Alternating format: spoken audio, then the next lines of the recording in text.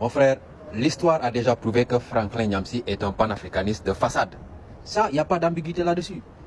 Franklin Nyamsi vit en France. Il est marié à une femme française de souche. Il travaille pour la France. Il enseigne en France, il paye l'impôt en France. Franklin Nyamsi avait soutenu Alassane Ouattara et Guillaume Soro quand ils se battaient contre Laurent Gbagbo, qui était un panafricaniste convaincu. Donc, qu'est-ce qu'il vous faut de plus pour comprendre que ce gars-là est un mercenaire? Quelqu'un qui combat un panafricaniste. Il soutient Alassane Ouattara qui ne s'est jamais réclamé panafricaniste. Guillaume Soro qui ne se réclame jamais du panafricanisme. Jusqu'au jour d'aujourd'hui, Franklin Nyamsi est conseiller politique de Guillaume Soro. Pourtant, Guillaume Soro ne se réclame jamais du panafricanisme. Donc, explique-moi comment quelqu'un qui a combattu un panafricaniste en Côte d'Ivoire peut aujourd'hui s'autoproclamer panafricaniste tout en continuant à soutenir quelqu'un d'autre qui n'est pas panafricaniste, comme Guillaume Soro. Au départ de Assimi Goïta, Franklin Nyamsi fait une vidéo, il insulte Assimi Goïta, il le traite d'ignare, il le traite d'ignorant, il le traite d'opportuniste. Il dit que Assimi Goïta n'est pas un panafricaniste. Aujourd'hui, il se retourne et il veut être le griot de Assimi Goïta.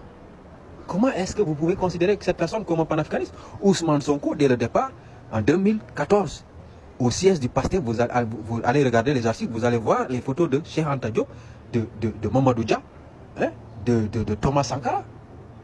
Dès le départ, il s'est proclamé panafricaniste. Et jusqu'au jour d'aujourd'hui, il n'a pas changé.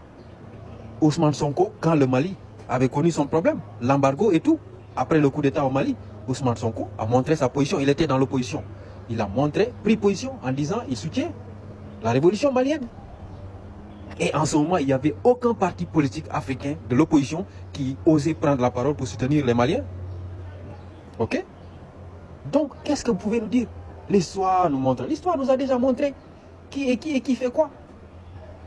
Même Kémy Séba, regardez, quand il a compris qu'il voulait qu'on le prenne au sérieux, il a quitté la France, il est venu s'installer en Afrique, d'abord au Sénégal, et puis maintenant il est retourné dans son pays. Aujourd'hui, après la victoire de Sonko, ça l'a inspiré. Il a voulu maintenant commencer à investir dans la politique dans son pays, au Togo. Ça, c'est du concret. Au bout du compte, l'histoire retiendra qui est rentré chez lui pour aller changer, combattre hein, comment dire, les colons, hein, les impérialistes. Voilà. Franklin Nyamsi, il ne va jamais quitter la France pour aller s'installer au Cameroun. Je suis désolé. Franklin Nyamsi se fait des millions de francs CFA. 10 000 $, ce gars-là, il se fait par mois en parlant de l'AES et de Ousmane Sonko. Donc, arrêtez de vouloir nous leurrer. Nous, on n'est pas des enfants. Ousmane Sonko est un panafricaniste. On n'a pas les mêmes méthodes, mais on a les mêmes objectifs. Aux États-Unis, les démocrates et les républicains n'ont pas les mêmes méthodes, mais ils sont tous contre le communisme, ils sont tous pour le même système. C'est ça que les Africains, on doit comprendre maintenant. Aujourd'hui, s'il y a d'autres panafricanistes qui ont au Sénégal de meilleurs programmes qu'Ousmane Sonko, ils peuvent se présenter aux élections. Dans ce cas-là, le panafricaniste qui a le meilleur programme va gagner les élections. On peut avancer. Mais pourquoi vouloir imposer que tout le monde doit faire des coups d'État, tout le monde doit avoir des militaires à la tête de leur État? Mais tous les pays ne peuvent pas faire ça. Aujourd'hui, il y a des pays où c'est le système Sonko qui peut marcher là-bas. Il y a des pays où c'est seul le coup d'État peut changer. Voilà.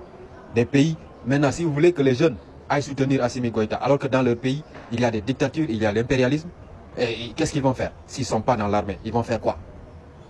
Ils vont attendre que des militaires viennent les sauver? Non.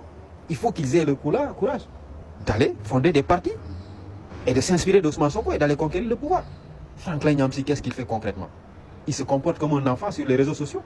C'est tout.